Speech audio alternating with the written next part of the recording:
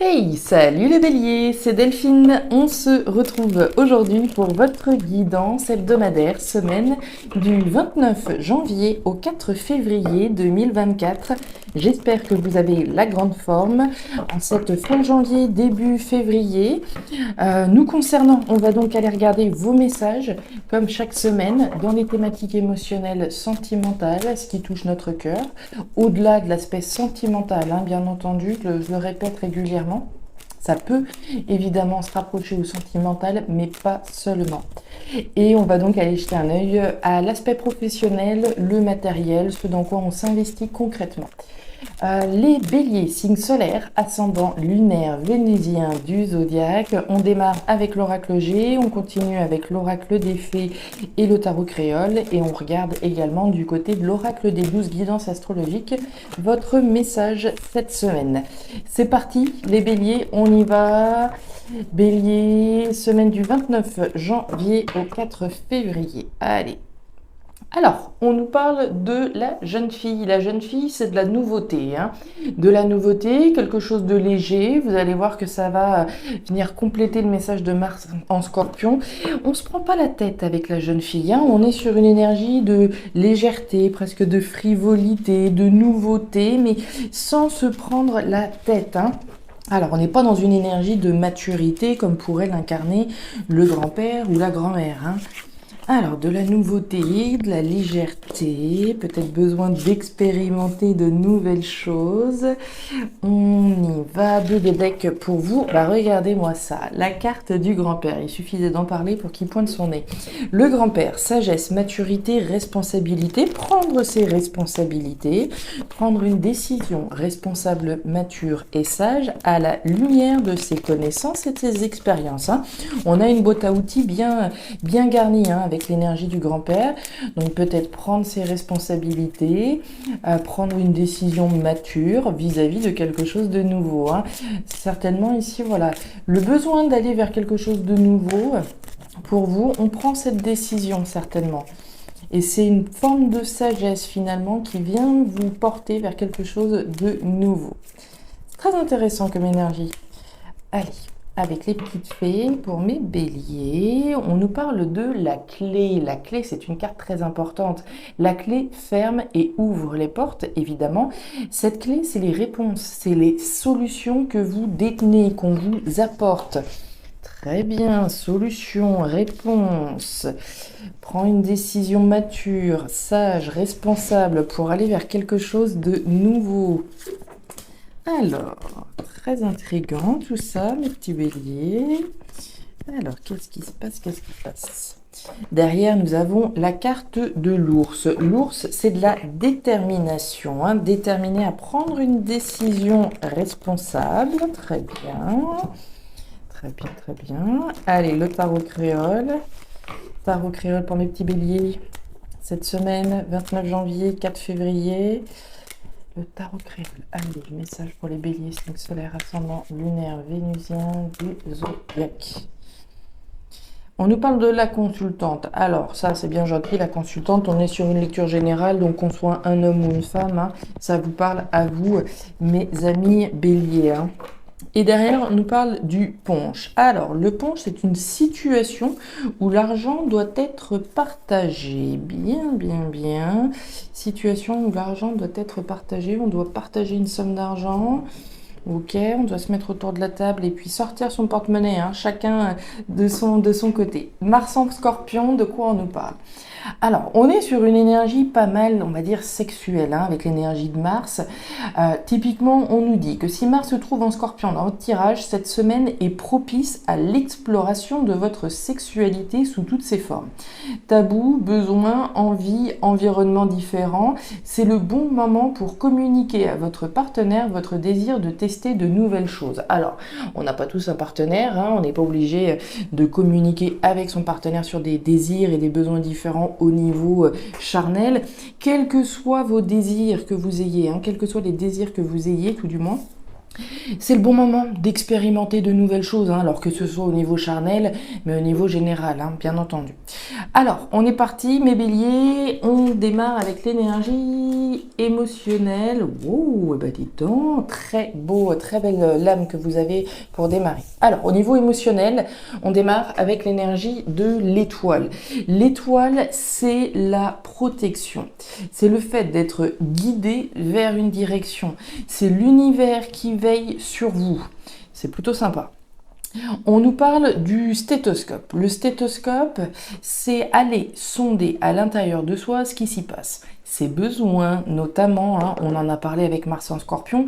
Le Scorpion, c'est la phase c'est le côté mystérieux. Aller écouter à l'intérieur de soi ce qui se passe, reconnaître ses désirs, ses besoins.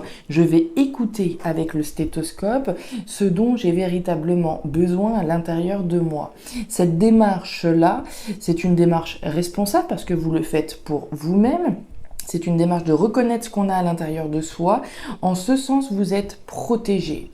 Vous avez l'éléphant derrière. L'éléphant nous parle de chance, de pérennité, de sérénité, de quelque chose qui est fait pour durer dans le temps. Donc, énergie ici très jolie. Si on imagine qu'on est effectivement accompagné dans sa vie sentimentale, vraisemblablement, on est accompagné par une âme sœur. L'éléphant, c'est ce symbole hein, d'être destiné vis-à-vis de cette personne. Donc on est protégé au regard de cette relation, on est protégé au regard des besoins que l'on cherche probablement à sonder et ainsi à exprimer. On va aller voir là-dessous. Alors le choix. Ok, prise de hauteur, magnifique. Alors, au niveau de ce que je vous expliquais, d'aller sonder ce qui se passe à l'intérieur de soi. Vous allez me dire, mais qu'est-ce qu'elle me raconte Delphine, d'aller sonder, d'aller reconnaître ce qui se passe. Vous avez le choix là-dessous. Autrement dit, on doit être face à des béliers qui hésitent finalement peut-être à aller sonder leur part d'ombre. Vous voyez, on parlait de tabous tout à l'heure, de choses qu'on n'aurait peut-être jamais expérimentées, de choses où on se dit non, c'est quelque chose de, voilà, ça ne me ressemble pas, ou je suis pas sûre, etc. On a le choix. Vous avez le choix d'aller sonder ce qui se passe à l'intérieur de vous, vos parts d'ombre, vos parts secrètes, ce que vous avez véritablement envie d'expérimenter. N'avez pas à rougir de ce que vous allez découvrir à l'intérieur de vous, ça fait partie de vous. On nous parle de la tour. La tour, c'est une invitation à prendre de la hauteur et à visualiser le meilleur. Une fois qu'on est en haut de cette tour, on a une vision imparable de toute l'immensité des possibilités qui s'offrent à vous. Donc c'est vraiment une invitation à s'élever et à visualiser le meilleur. Donc très jolie énergie qui est protégée. On rêvait, imaginez le meilleur. D'accord, c'est vraiment cette idée-là. Tout ce que vous allez pouvoir, comment dire, visualiser, projeter, c'est protégé. Donc on est vraiment dans un tirage. Alors on n'a pas le foyer, hein, mais on voit avec ce stéthoscope une démarche intime qu'on fait ou pas. D'accord, ça dépendra de chacun puisque vous avez le choix sur on va dire, cette sonde intérieure et aller regarder ce qui se passe véritablement. Est-ce qu'on a véritablement besoin? Vous êtes protégé au regard de cette projection ici. Cette tour, elle permet de couper également. Hein. On coupe avec certaines choses pour se lancer dans quelque chose de nouveau, comme on l'a vu avec la jeune fille. On nous parle de la femme. Alors, on a déjà vu la consultante tout à l'heure. La consultante ou la femme représentée ici nous parle de votre intuition, nous parle d'écouter votre petite voix intérieure. Il y a un côté très intuitif, très intérieur dans votre tirage, d'aller sonder ce qui se passe à l'intérieur pour imaginer le meilleur, l'exprimer également. D'accord? On continue. Alors, on a la femme bleue. Alors, au niveau pro-matériel, on démarre avec l'énergie des deux cœurs.